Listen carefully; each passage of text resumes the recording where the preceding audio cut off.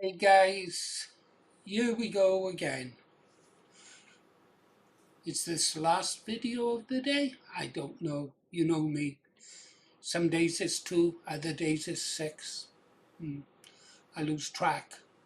Okay guys, you can guess what I'm talking about. Oh, by the way, the missing item in that image quiz I set was the English rose. They were Welsh daffodils, Scottish thistles, and for Ulster and the Republic of Ireland, there was shamrock. Although there is a blue shamrock up in Ulster, I've been told, but not too sure. But there you go. So that's what was missing. Right. Oh yeah. What are we talking about? Oh yeah. President Trump has asked the UK to send the Royal Navy to help clear the Straits of Hormuz, or whatever it's called, and guard tankers going through the straits. I don't know where he gets his intelligence from, his information on the assets of other nations. Probably the same clowns who told him that he could defeat Iran, which isn't going to happen. Anyhow,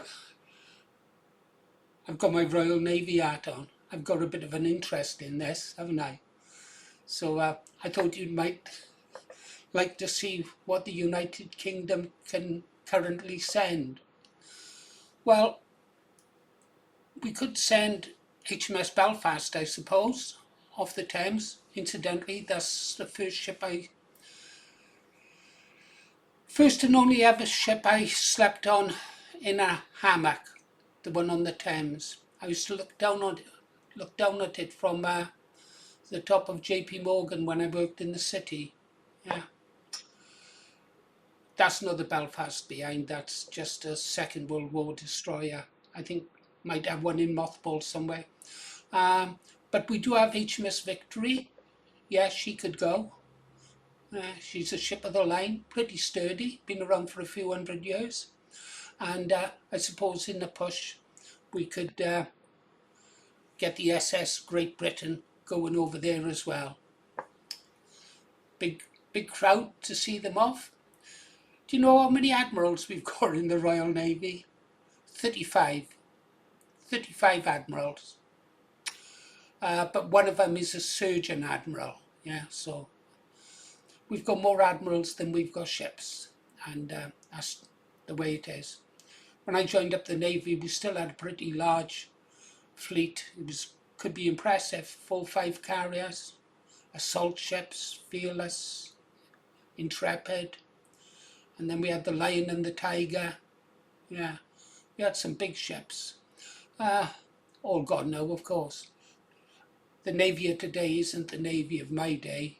When I joined up, we still had people serving from the, still had people serving who had joined during the Second World War. Medals everywhere. I've only got one, Northern Ireland. They're made out of cardboard, covered in some cheap alloy. Seen one cut in half once. Anyhow, so wish our boys luck. Like I said, where is Donald Trump getting his information from?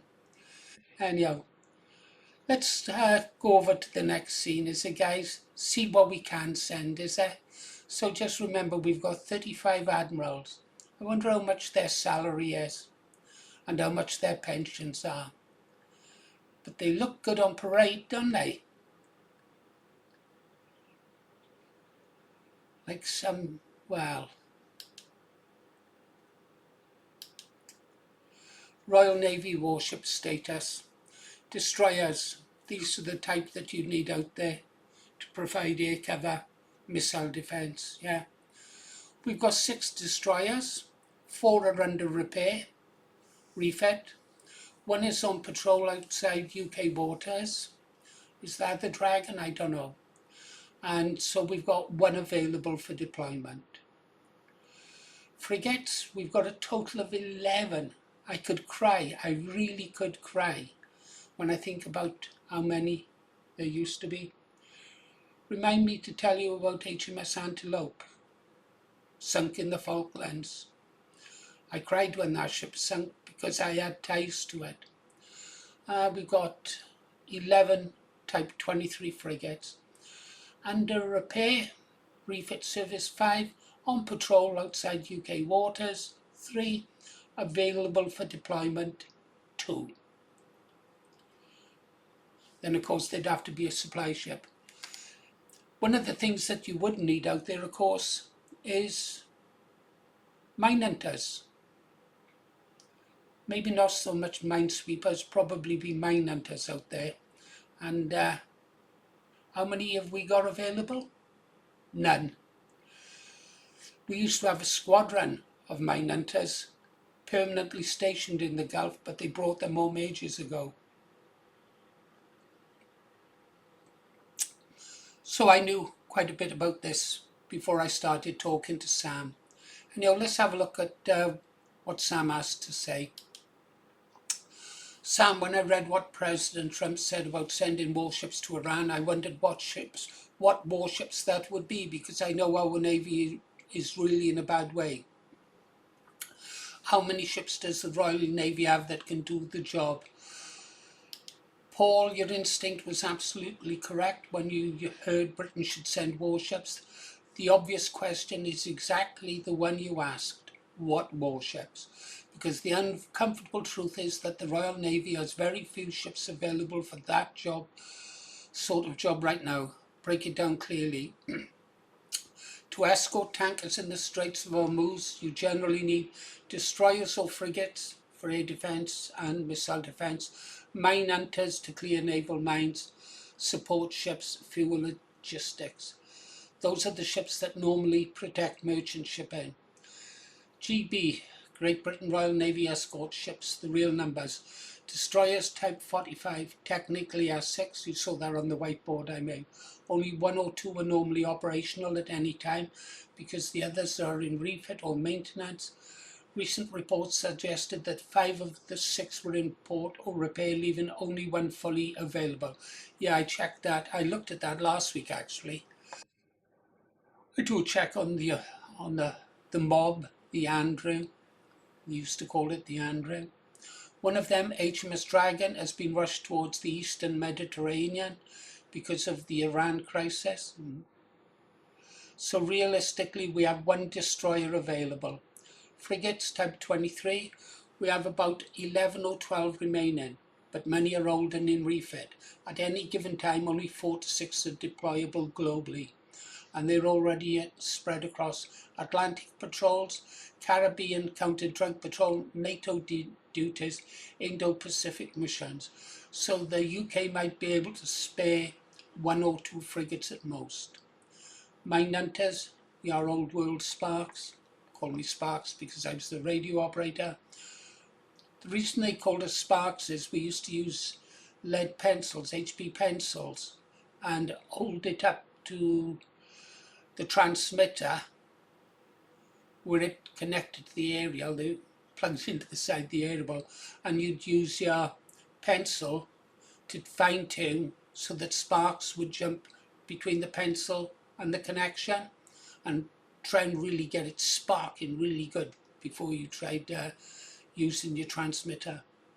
That's where sparks comes from. This is where it gets almost unbelievable. Britain recently withdrew its last mine hunter from the Gulf, HMS Middleton. Ton class, one of the old ton class, that would have been one of the type I served on. You've seen images of it. That means for the first time in decades, the Royal Navy currently has no mine hunters stationed in the Gulf. What is extraordinary, given that Iran's favourite weapon in that region is naval mines.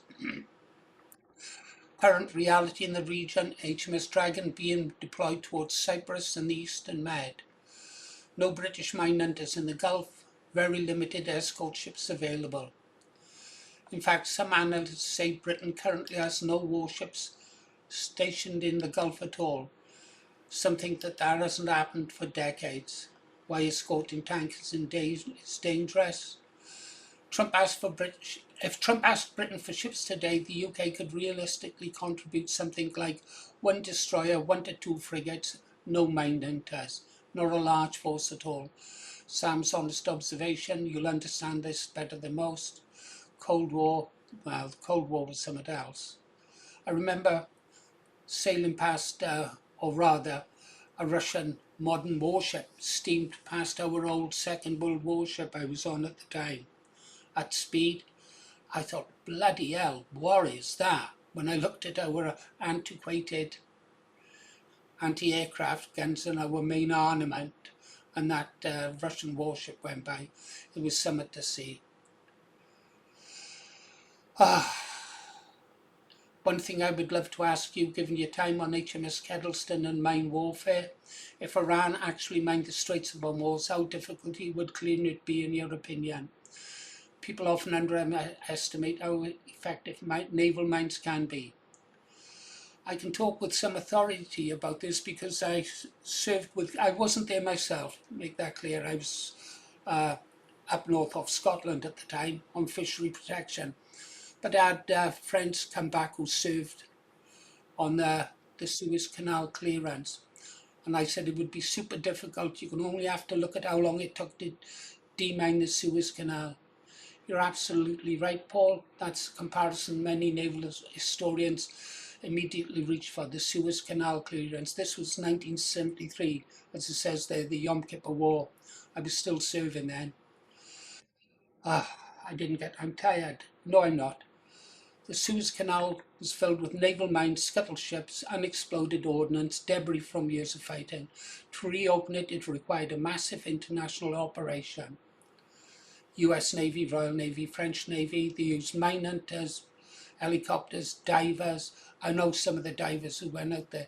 The key point, even with all that, it took 14 months. Yeah. Now, let's go back to the front. We know the Straits is narrow.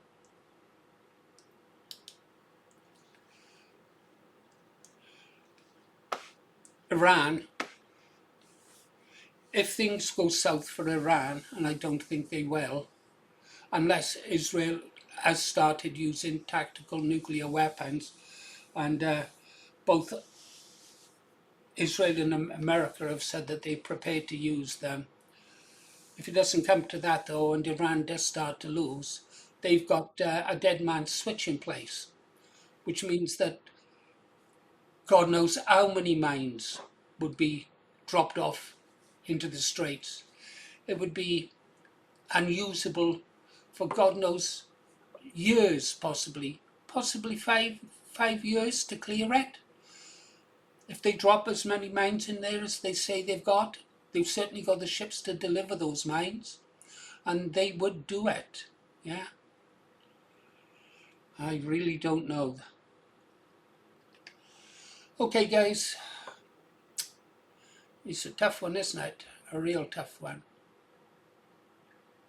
Did have some other things to tell you, but it would take too long. I think I'll do it in the morning now.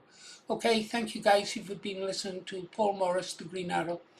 Do us a favour if you got this far and you're not subscribed. I'm trying to get to the 4K. That's a psychological thing for me. Of course, once we reach 4K, I'll be saying, come on guys, help me get to 5K. So you might as well do it now and get it over with. See you tomorrow morning, guys. Good luck. Have a great night.